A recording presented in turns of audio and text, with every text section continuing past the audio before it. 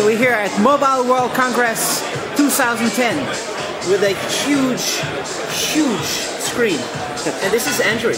Certainly is, yes. It's got a 4-inch screen, so it's got a nice crisp display whenever you want to do your web browsing or just navigate around the handset itself, or it would be the main menu, messaging, etc., etc. So when is it available? How soon can this be bought?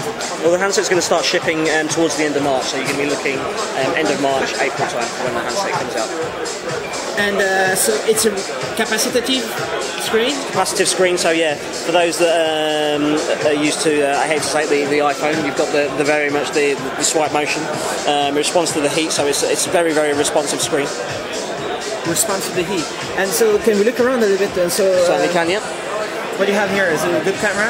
We've got an 8.1 megapixel camera on there. So traditionally we're known for our cameras and the CyberShot range. So we're keeping that tradition, that heritage within the handset. You'll also notice on the back of it you've got the human curvature. Now this is going to be across all of our handsets, across the whole portfolio. So every handset you see, even accessories, will have that slight human curvature to it. And the idea is when you hold the handset in your hand, a nice feel to it, and it's very comfortable to navigate one-handed.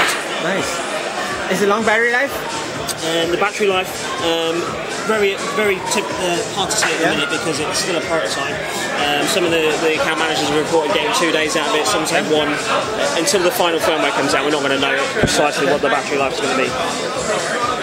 So it's the full Android experience. And certainly there's a menu button there, you go back, and we can go back to something else. Can you check this out? So is it 800 x 480? Yes. So it's a really nice resolution.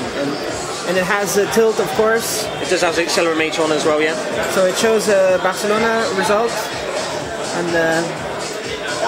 And it's, do you say anything about what processor it has? Sorry, does it? What kind of processor it has? Do you say anything about that? Yes, it has a 1 GHz Snapdragon processor in it. So, I mean, it's a the handset is very responsive, very quick for multitasking, very good for using the handset in general. Do you have a video output with it? With this one, I don't think there's going to be a video output with it. Okay. But again, it's still a prototype, so it might something they might add later on. Does it look like it's not a camera, is it here? No, I think it's actually the light sensor on there. It's not we did try earlier on, it's not a proximity sensor, so I think it is the light sensor on there. And what is going on here? What is that? Again, that's just the actual speaker itself. Speaker, okay. And the headphones, right? 3.5mm jack point. Changing our chargers now, so the micro USB charger and the power on and off button as well also. Did you announce the price? We didn't announce the price, no. Again, that's something that the project managers tend to handle in terms of pricing and stuff. Cool, okay. Thanks a lot. Yeah. That's cool. Do you want to see the timescape? Yeah, let's check something cool. The timescape? Okay, the whole idea behind it is most stock Android handsets are very similar in terms of that menu function. The thing that sets this apart from other Android handsets is the timescape. So when you activate the timescape, it populates all of the most recent communication with any of your contacts into a nice neat tiling format, so you can quickly and easily scroll through, and at the minute it's populating SMS, emails, Facebook, Twitter, any kind of communication I'm having is populated for me. So how do you launch this? When you were in there was just one application kind of you launch? Yep, back from the main menu, you just hit the timescape button. Just the timescape. And every time, it works on a pull system.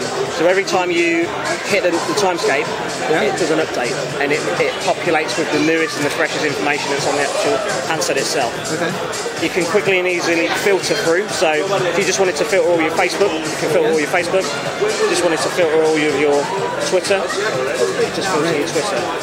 Dead easy to do, and a very slick movement, slick UI. It's a really cool Android application that Sony-Ericsson has made, kind of.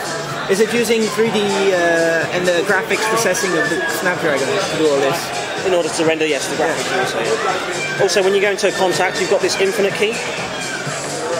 When you tap the infinite key, what that will do is it's telling the phone to bring to you all of the communication with that specific person. So these are all the missed calls with that specific person, any messages with that person as well. If there was any emails or photos, again, they'd be listed on a tiling format, so you can quickly and easily access any kind of information to hand. Super nice. And you didn't announce the price, no? Not yet. Not as far as I know, no. You'd have to speak to the project manager. Okay, thanks.